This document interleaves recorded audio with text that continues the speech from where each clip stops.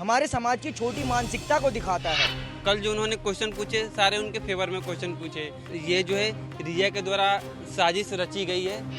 एक बनी बनाई बातें बोल रही है, जैसे कि कुछ लिख के दे दिया उसे, यार उसे ना अपने फंसने का डर है। तो ऑनेस्टली स्पीकिंग जो इंटरव्यू था वो काफी फिल्म्ड सा था, काफी ज्यादा स्क्रिप्टेड सा था इंटरव्यू। जब फर्स्ट लाइन बोली थी कि वो मेरे सपने में आया था, this line was copied by Rakhi Sawant एक टाइम पे जब उसने इंटरव्यू दिया था, कंप्लीटली स्क्रिप्टेड। सुशांत सिंह राजपूत की मौत के बाद चैनल को दिए इंटरव्यू के जरिए चुप्पी तोड़ने वाली रिया चक्रवर्ती इस वक्त लोगों की चर्चा का केंद्र बनी हुई है। ट्विटर पर एक ओर रिया की गिरफ्तारी की मांग उठ रही है तो दूसरी ओर इस इंटरव्यू के बाद लोगों के मन में उनके लिए सहानुभूति जाग गई। आलम यह हुआ कि सड़क से लेकर संसद तक ये बहस छिड़ गई है कि ये इंटरव्यू होना चाहिए था या नहीं। ऐसे में पूरे 2 महीने बाद रिया द्वारा चुप्पी तोड़ने पर जब हमने जनता से उनकी राय मांगी तो कुछ ऐसी प्रतिक्रियाएं सामने आई। मेरा कहना है कि हम किसी की, जब तक हम उनकी निजी जिंदगी है, हम उनकी निजी जिंदगियों पे जिस प्रकार टिप्पणियां कर रहे हैं, यह मेरे ख्याल से यह हमारे समाज के लिए बहुत भद्दी बात है। हमने किसी की निजी जिंदगी को इतना सामाजिक बना दिया, ये बहुत ही गलत है। अब हमें क्या पता कि उनके बीच में मध्य में क्या हुआ है। हम जिस प्रकार से उन पर टिप्पणियां दे रहे हैं, ये तो मेरे ख्याल से ये हमारे समाज की छोटी मानसिकता को दिखाता है।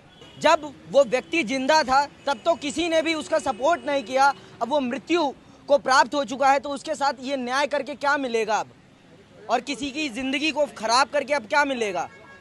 सर वही बात है, हम जब तक किसी को जानते नहीं हैं उसके बारे में हम जब जो टिप्पणियां बनाते हैं वो क्या सही है। अगर मैं आपके बारे में या किसी और के बारे में बिना जाने उस पर टिप्पणियां बना दूं तो वो कहां से सही होगा, आप बताइए मुझे।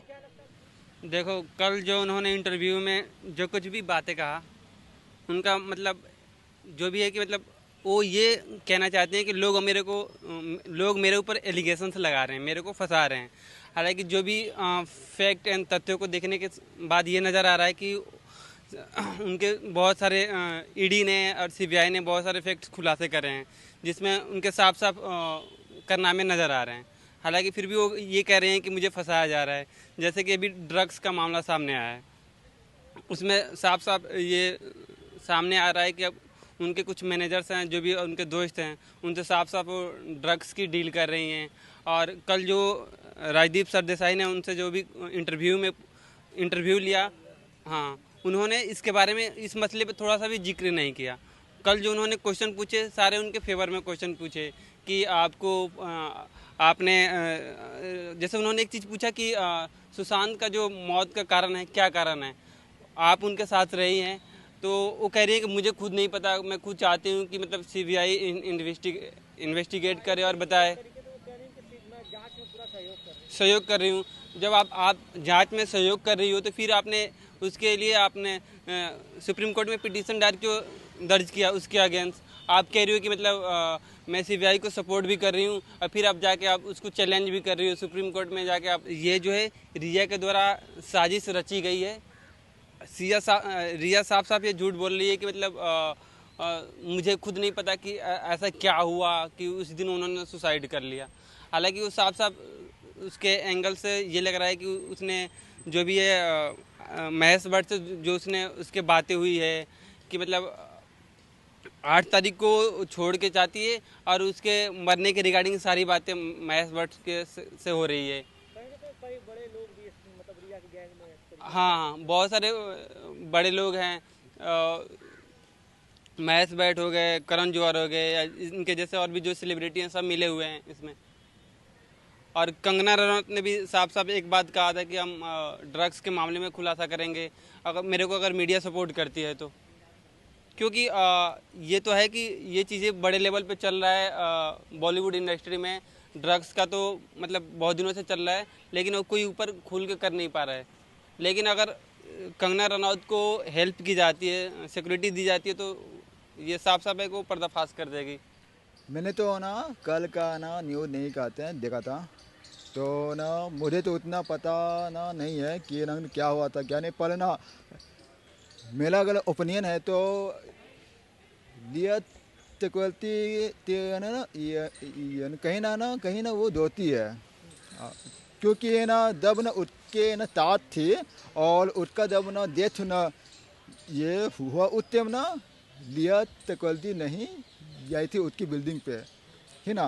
और उसके है ना 2-3 दिन के बाद जब उसका मतलब ये हुआ तो उस वक्त वो फिर ना ये वहाँ पर फिर कहते हैं जाई तो और ना जब ना लोग ना उसके ऊपर ना क्लेम कहते हैं करने लगा तब वो ना मीडिया के सामने कहते हैं खुल के यही है।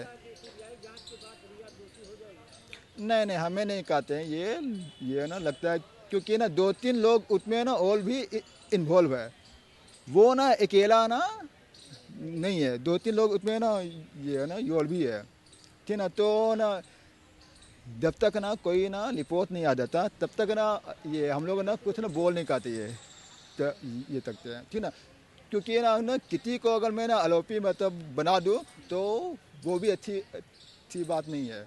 मेरे को सारी बात तो यही लगी है कि वो बंदी एक बनी बनाई बातें बोल रही है, जैसे कि कुछ लिख के दे दिया उसे कि हाँ भाई लिख के दे दिया, उसके बाद वो पढ़ रही है क्या क्या बोलना है क्या नहीं बोलना, तो पता ही नहीं है उसे क्या मतलब वो यार अपने मन से बोली जा रही है सीबीआई जांच होनी चाहिए, सीबीआई जांच होनी चाहिए, जाहिर सी बात है होनी चाहिए, लेकिन हाँ हो रही है, लेकिन जो सीबीआई जांच हो रही है वो खुद बोल रही है यार उसे ना अपने फंसने का डर है, तो इसलिए वो अपने आप को बचाने की कोशिश कर रही है कि ना हो या कुछ भी, बस अपने आप को बचा रही है कि ऐसा नाम मेरा ना आए ना लोग मेरे बारे में कुछ गलत सोचे, अगर मैं ये बात बोल दूँ तो लोग मेरे बारे में अच्छा सोचेंगे, तो इसलिए इस तरीके की वो बातें कर रही है। या जाहिर सी बात है अगर बंदी ने गलती की है कुछ किया है तो फंसेगी, ऐसा तो है नहीं अगर बंदी ने गलती नहीं की, अगर नहीं की तो नहीं फंसेगी, अगर करी है तो फंसेगी, जाहिर सी बात है। ऑनेस्टली स्पीकिंग जो इंटरव्यू था वो काफ़ी वो था मतलब क्या कहते हैं उसको फिल्म था काफ़ी ज़्यादा, वो काफ़ी ऐसी बातें बोल रही थी जो ऑलरेडी एक्सपेक्टेड थी और ये बातें फेक है बहुत इजीली लग रही थी हमें, कैमरे पे ऐसी बातें नहीं बोलनी थी, इंटरव्यू में आई थिंक थोड़ी सच बातें बोलनी चाहिए थी। और ये जो वैसे के सारे काफ़ी हॉट टॉपिक है और मुझे लग रहा था कि काफ़ी ज़्यादा स्क्रिप्टेड सा था इंटरव्यू, जैसे उसने फर्स्ट लाइन बोली थी कि वो मेरे सपने में आया था, this line was copied by Rakhi Sawant एक टाइम पे जब उसने इंटरव्यू दिया था, तो काफ़ी ज़्यादा ये स्क्रिप्टेड इंटरव्यू था और ये बहुत फेक सा था। और जो उसने बातें क्लेम करी उस इंटरव्यू में सारी काफ़ी तक गलत भी लगी पॉलिटिकली या फिर आप कैसे भी देखा जाए। सर आधी चीज़ें तो खुल चुकी है, बाकी स्टोरीज ने अपना असम्पशन तो लगा लिया है पर देखते हैं आगे क्या होगा। कंप्लीटली स्क्रिप्टेड, ऑल्दो मैंने इंटरव्यू अराउंड पूरा देख नहीं पाया क्योंकि फर्स्ट 2 मिनट के बाद ही समझ आ गया था पूरा स्क्रिप्टेड और इसमें यूजलेस था वो, क्योंकि उसने जैसी बातें बोली वो बिल्कुल ही बेकार थी। इंटरव्यू तो खैर मैंने इतना खास ध्यान नहीं दिया, बट उससे पहले जो उसने एक वीडियो निकाली थी उसमें बेसिकली जब उसने बोला था कि उसको जस्टिस मिलेगा एंड ऑल, वो उसने उसमें कुछ स्पेसिफाई नहीं करा उसको क्यों जस्टिस मिलेगा, अगर उसको जस्टिस मिलना होता, अगर उसने कुछ सही करा होता तो वो ऑलरेडी वीडियो निकाल देती, जैसे कंगना रनौत ने निकाली थी कि उसके ऊपर कितनी चीज़ें थी, जो भी हुआ था उसने कितनी बड़ी बड़ी वीडियोस निकाली थी, एक्सप्लेन करा था सब कि उसके साथ कितना क्या क्या हुआ है कैसे हुआ है, अगर कुछ बुरा होता उसने कुछ उसके साथ गलत हुआ होता तो वो पहले वीडियो निकालती हाँ भाई ये हुआ है ऐसे हुआ है, उसके पास कोई प्रूफ ही नहीं है, वो सीधा छोटी मोटी वीडियो डाल दी, उसने बोला कि मेरे सपने में सुशांत आया था, वो थोड़ी ऐसे थोड़ी होता है। अब देखो जो होता है होता है, अब यही है होप कि उसको जस्टिस मिले, जो था कल्प्रिट वो पकड़ा जाए, यही है।